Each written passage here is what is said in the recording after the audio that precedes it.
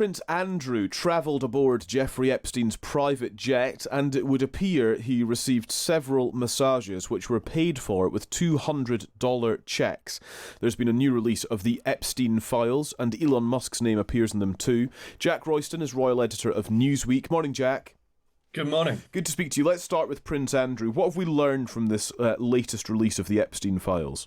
Well, I think the most interesting thing here is actually the massages. We did know that Andrew flew on Epstein's jet, and we did know that it was part of Virginia Jeffrey's allegations against Andrew that he had visited Epstein's private island. In fact, she has said some rather more specific things about what she says happened there. Obviously, Prince Andrew denies it all, but the fact that we have now documentary evidence of him getting massages and paying for those massages, and $200 being quite a substantial amount of money, does push the kind of objective documentary evidence closer towards Virginia Jeffrey's account. Of course, these allegations related to Epstein often have a kind of he said, she said dimension to them, because there is often a lack of corroborating evidence. But I think Virginia is sadly no longer with us, having died earlier this year. But were she alive today, I think she would feel that his name being recorded alongside these massages was helpful to her argument about what she says she went through. Yeah. I should say, as we always do in these conversations, that Prince Andrew has always denied any wrongdoing. I guess the other part of it, Jack, is that it adds more detail and I suppose more depth as to his relationships with Epstein. Ghislaine Maxwell was also listed on this passenger manifest. Others, associates of Jeffrey Epstein as well. It kind of goes without saying, but is potentially worth reinforcing, that Prince Andrew is very much part of this ecosystem.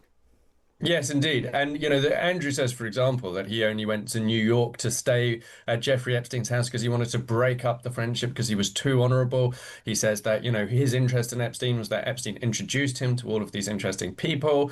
And so his account is very much, Epstein, he was friends with Ghislaine Maxwell. Epstein was Ghislaine Maxwell's partner. So he kind of had brushed shoulders a little bit with Epstein. But the fact he was getting massages, according to this ledger, does definitely move him substantially closer to Epstein. And one interesting thing that journalists have pulled out is the actual price. Yes. That Andrew is listed as paying. $200 matches some of what the various different victims of Epstein have said Epstein paid them for the services that he demanded from them. So that could be a coincidence, but obviously people are already connecting those dots. The other aspect of this for the monarchy more generally is it's just more evidence that this really isn't going away. It's difficult to see it ever going away now. I mean, it's been around. The Epstein story, as far as Andrew is concerned, really started in 2010 when he was photographed in Central Park with Epstein, having visited him in New York.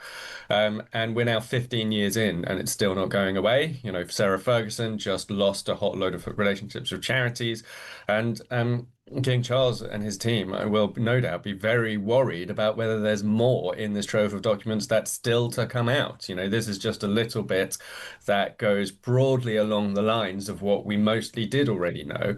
But they will be very concerned about whether there are emails between Andrew and Epstein that are still to come out, and maybe along similar lines to Sarah Ferguson's that came out a couple of weeks ago. Yeah, indeed. Jack, really good to speak to you. Thank you very much indeed. Thanks for joining us. Jack Royston, who's the royal editor of Newsweek.